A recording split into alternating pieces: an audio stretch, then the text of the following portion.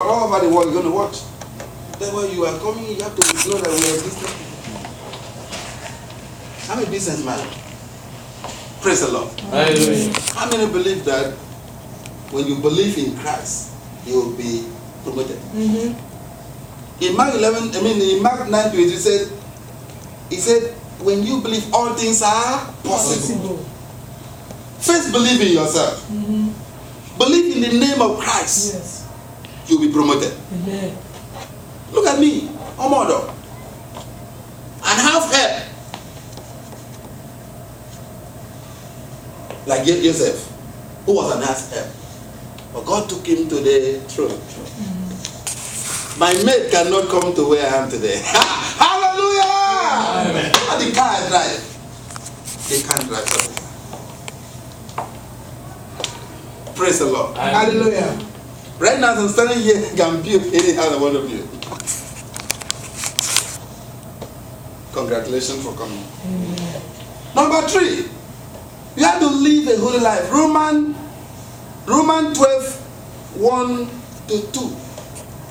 I want to read it for you and me to hear, because sometimes we don't understand the mystery in key to receive supernatural promotion. Romans chapter 12.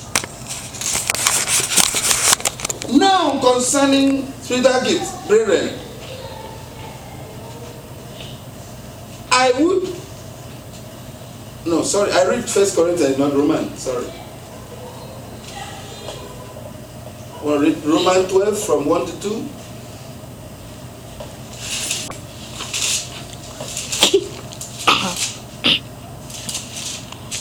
He said, I beseech you, therefore, brethren, by the mercy of God, that ye present your bodies a living sacrifice, holy and acceptable unto God, which is your reasonable service. And be not conformed to this world, but be ye transformed by the renewing of your mind, that ye may prove that which is good and acceptable and perfect will of God. There are some services that are not reasonable. For you and me to live a holy life is reasonable. Because our body is a temple of God. Praise the Lord. Hallelujah. He said, all sin we commit without the body, but the sin that we commit with the body is an abomination before God. So, when we talk about supernatural, it's beyond the human nature. It's beyond scientists. It's God Himself that can do it. Praise the Lord. Hallelujah. Do not unequally joke with unbelievers. Let your temple be holy as the only reasonable service to God. When we are requesting God that He needs supernatural promotion, God is going to bless our body, our children, our handworks. God blesses Abraham, our father of faith, for his righteousness. God is holy and we must be holy. We know it's not by works of righteousness, but through His grace we can keep away from sin. He said, flee. In Psalm 1 and Isaiah 55, 1-3, let us confess our sin and forsake them forever. Can someone shout hallelujah? Hallelujah. Say, Lord, I confess my sin Lord, I confess and I forsake them. Jesus, come into my life Jesus, come into my and life. save my life. Save my life. Give me the grace, Lord, Give me the grace, Lord, to serve you more. to serve you more. In Jesus' name. In Jesus' Number name. 4, for us to have a promotion, spiritual promotion, we need to pray without ceasing. In other words, push. Can someone tell me the meaning of push? P-U-S-H. What is the meaning of push? To push somebody. Push further. Thank you. In my own says, push means pray until something happens. Push. Pray until something happens. Don't give up. I remember last Sunday, Asita was not here in Arawa, he was in Toronto. He said, I want to go and do a business. That means she didn't give up. He went away from the comfort zone and go. Despite the weather, I said, this is what I want to move. That's what is talking. That's how you can move forward. You have to push. Yes, perseverance. Determination. Praise the Lord. Hallelujah. Praise the Lord. Hallelujah. And someone shout hallelujah. Hallelujah. Prayer is a key to unlock all closed doors. In 1 Thessalonians chapter 5 verse 17 to 20, when we fail to pray, we quench the burning overflow of the supernatural that can promote us. Before promotion happens physically, it must first of all happen in the spirit. That is supernatural. John 15, 5 to 7, John 14, 13 to 14, Mark 11, 23 to 24, Matthew 7, verse 7 to 8. Number 5, be obedient. Be what? Obedient. In Deuteronomy 28, verse 1 to 2, that's same Deuteronomy verse 14 to 5. We must be, can we read that Deuteronomy 28, 1 to 2, and see what God is talking about? The book of Deuteronomy 28, he said, and it shall come to pass, if thou shalt hearken diligently unto the voice of the Lord your God, to observe and to do all his commandments, which I command thee this day, that the Lord thy God will set thee on high above all nations on the earth. He repeated again in verse 18.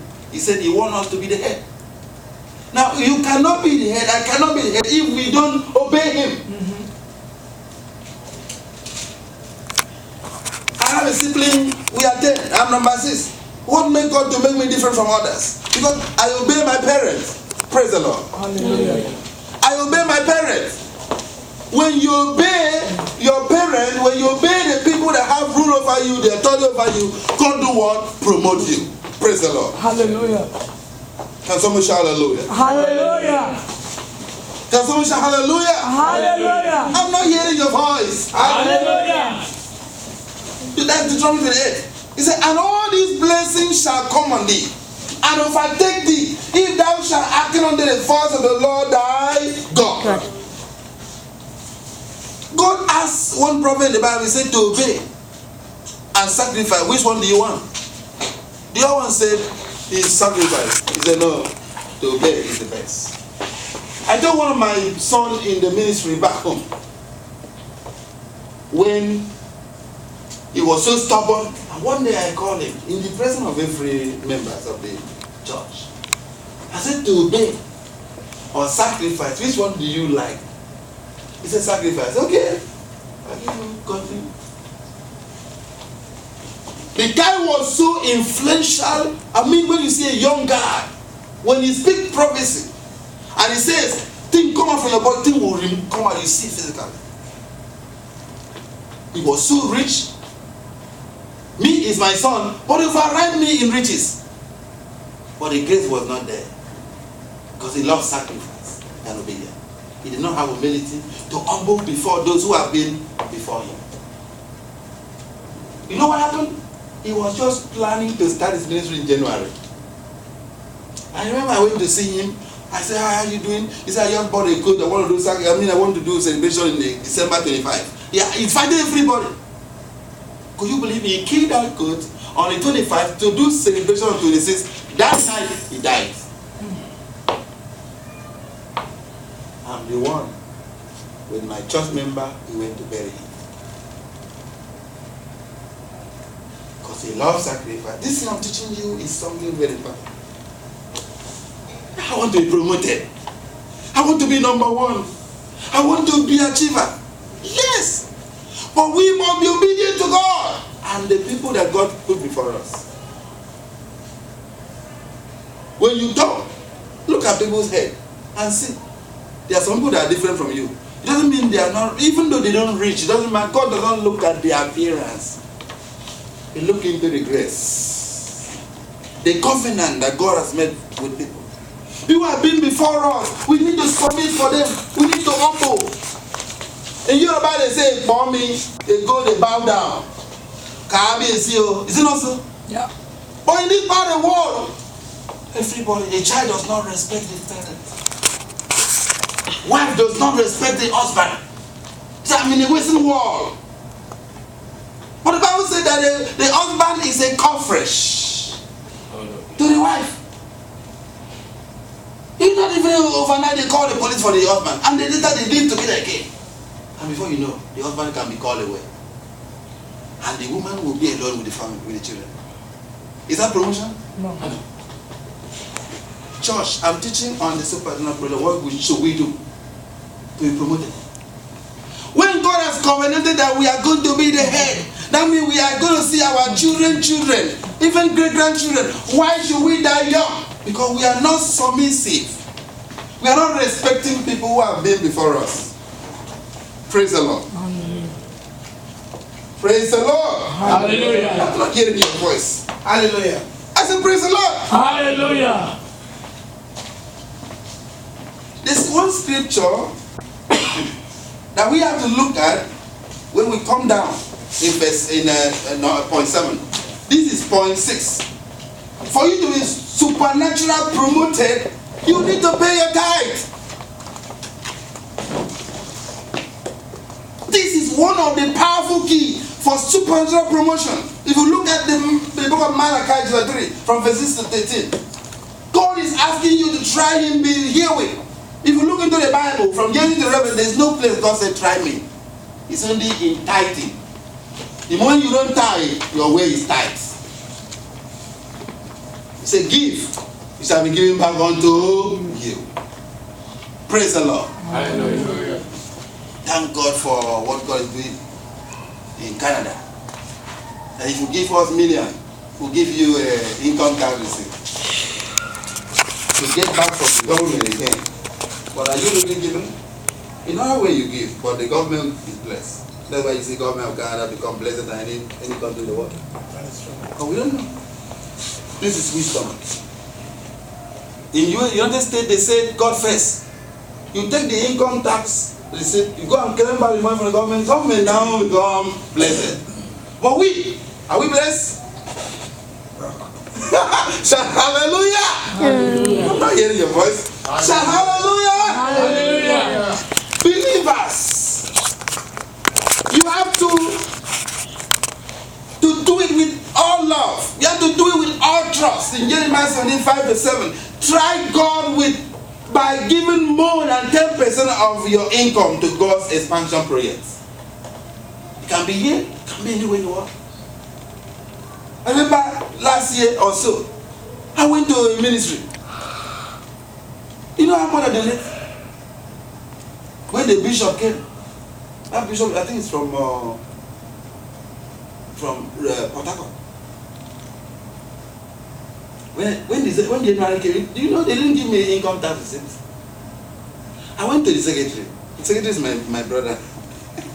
I said, sir, what about the money that I gave? Okay, let's talk to the master. But I knew that I'm giving this thing voluntarily. But that does not mean that they should not give me the receipt.